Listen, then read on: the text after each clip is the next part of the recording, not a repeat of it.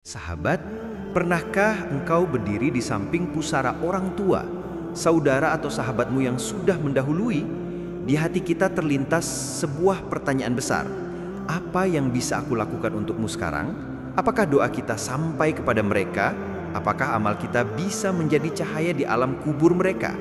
Bismillahirrahmanirrahim. Assalamualaikum warahmatullahi wabarakatuh.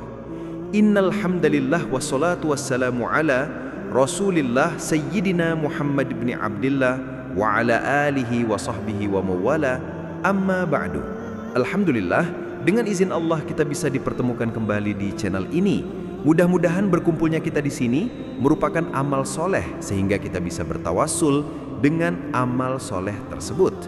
Salawat serta salam dipanjatkan pada pemimpin muslimin Nabiullah Muhammad sallallahu alaihi wasallam. Semoga kedamaian dan berkah terus tercurah pada keluarga dan sahabatnya. Dan mari kita semua sempatkan untuk menuliskan doa, hajat atau solawat kepada Nabi Muhammad sallallahu alaihi wasallam di kolom komentar. Allahumma salli ala Sayyidina Muhammad wa ala ali Sayyidina Muhammad. Semoga dengan ucapan atau tulisan solawat tadi, kita semua diakui sebagai umatnya, sehingga kelak kita mendapatkan pertolongan beliau di akhirat. Amin ya rabbal alamin. Sahabat yang beriman, kematian adalah kepastian. Setiap dari kita pasti akan kembali kepada Allah. Namun, yang sering membuat hati kita bertanya-tanya adalah, setelah seseorang meninggal dunia, masih adakah amal yang bisa mengalir untuknya dari orang yang masih hidup? Inilah yang akan kita bahas hari ini.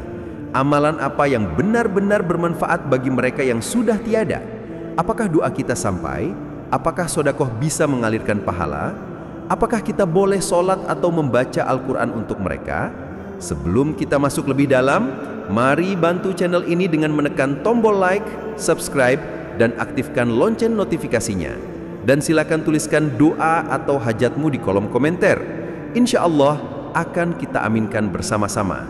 Karena doa yang diaminkan oleh 40 orang mukmin lebih mudah dikabulkan oleh Allah Ta'ala. Baik sahabat, mari kita pelajari bersama-sama amalan yang bermanfaat bagi orang yang telah meninggal dunia sesuai dengan Al-Quran, hadis, dan penjelasan ulama.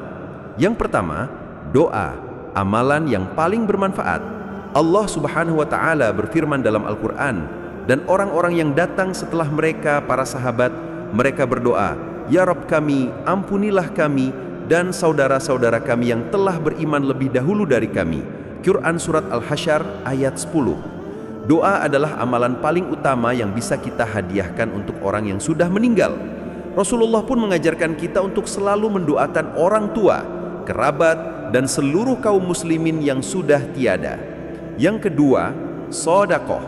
Sedekah adalah amalan kedua yang pahalanya bisa sampai, baik sedekah biasa maupun sedekah jariah seperti wakaf, membangun masjid, menggali sumur, mendirikan sekolah, atau mewakafkan mushaf.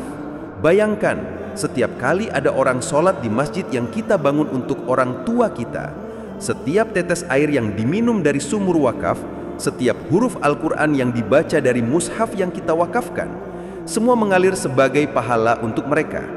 Yang ketiga, puasa yang ditinggalkan. Bagaimana dengan puasa? Rasulullah bersabda, barang siapa meninggal dunia dan masih memiliki hutang puasa, maka walinya boleh berpuasa untuknya. Hadis riwayat Bukhari dan Muslim. Artinya, jika seseorang wafat dengan meninggalkan puasa wajib seperti nazar atau qada Ramadan yang sempat ia tinggalkan, maka ahli warisnya boleh menggantikan puasanya. Sahabat yang beriman, lalu bagaimana dengan amalan sholat dan juga membaca Al-Quran untuk majid atau untuk orang tua kita yang sudah meninggal dunia? Sholat tidak bisa digantikan. Tidak ada satupun dalil yang menyebutkan sholat bisa dilakukan untuk orang yang sudah meninggal. Karenanya, tidak disyariatkan sholat untuk majid. Adapun membaca Al-Quran untuk majid, ini adalah masalah yang sering diperdebatkan. Ada ulama yang membolehkan dengan dasar dalil umum bahwa amal bisa dihadiahkan. Namun ada juga yang melarang karena tidak ada satupun riwayat sahih yang menyebutkan Nabi atau para sahabat menghadiahkan bacaan Al-Quran untuk mayit.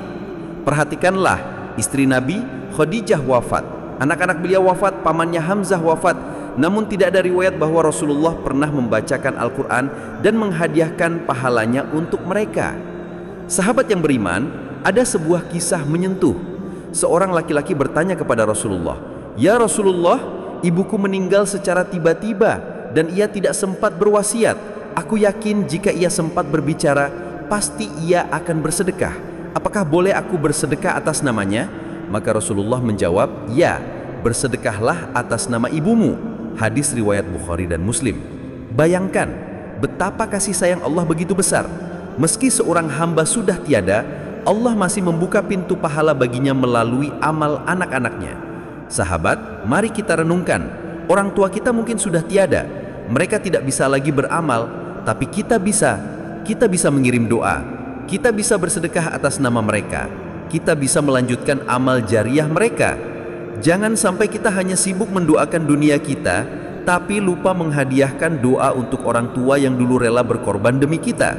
Sahabat yang beriman, mulai hari ini, jangan lupa doakan orang tua kita setiap selesai sholat. Sisihkan sedikit harta untuk sedekah atas nama mereka, karena doa dan amal kita adalah hadiah terindah bagi mereka di alam kubur. Tuliskan di kolom komentar doa terbaikmu untuk orang tuamu. Kita doakan bersama-sama. Semoga Allah terima dan berikan ampunan atas segala dosa-dosanya, dan selalu diberikan penerang serta nikmat kubur untuk orang tua kita. Mari kita tutup dengan doa.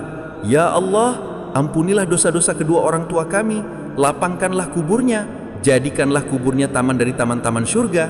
Ya Allah, terimalah amal kami, dan jadikanlah amal ini sebagai cahaya untuk mereka di alam barzah. Amin ya rabbal alamin. Wassalamualaikum warahmatullahi wabarakatuh.